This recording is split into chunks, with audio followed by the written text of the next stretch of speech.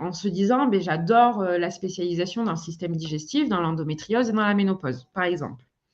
Quand vous avez 2-3 idées de spécialisation, ce que je vous conseille, c'est de trouver 2-3 cobayes qui ont chacun une pathologie digestive, ménopause et endométriose, d'aller à leur contact et de voir un petit peu, de discuter avec eux, proposer peut-être une consultation gratuite pour voir comment ça peut s'expérimenter.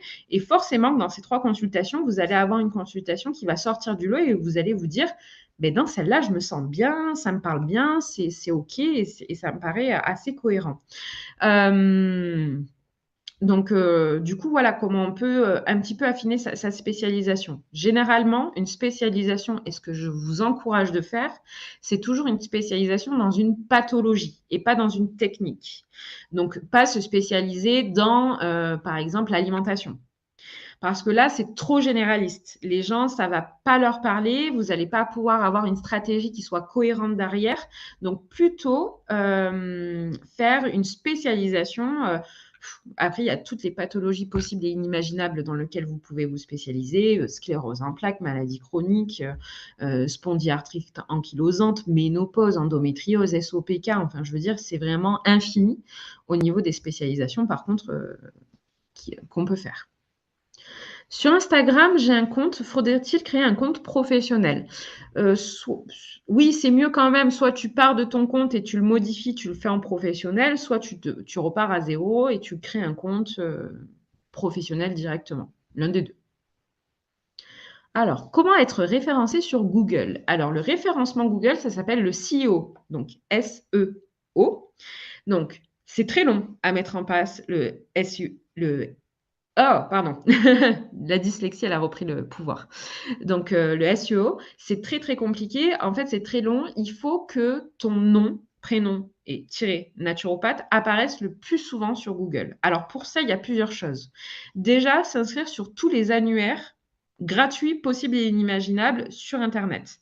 Donc, c'est-à-dire, si tu t'inscris sur Rezalib, Annuaire Thérapeute, il y en a plein, il y a Calae, il y a Médoucine, Connectilib, etc. Tout ce qui est gratuit, fais une fiche praticien sur ces sites-là.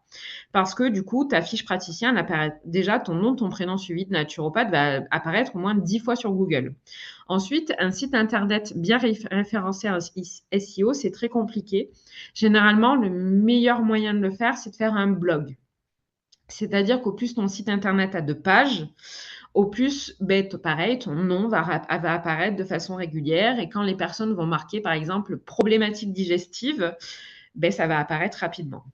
Après, il y a l'autre possibilité qui est le sponsoring, en fait, de payer des campagnes Google Ads. Donc, c'est des campagnes payantes qui coûtent une centaine d'euros par mois et qui, en fait, du coup, te mettent d'office quand les personnes vont, par exemple, marquer naturopathe plus ta ville, en fait, tu vas apparaître en premier résultat ou deuxième résultat au grand maximum.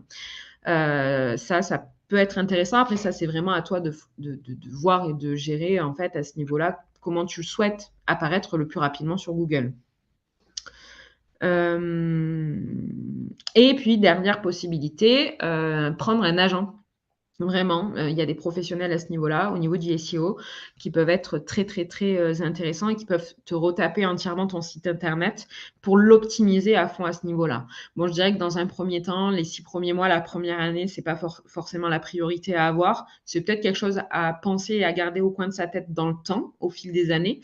Peut-être à le faire au bout de 4 ans, 5 ans, 6 ans d'activité pour toujours être quand même bien référencé. Mais voilà. Alors, je souhaite. Alors, attends. J'ai oublié des questions là, j'ai le chat. Alors.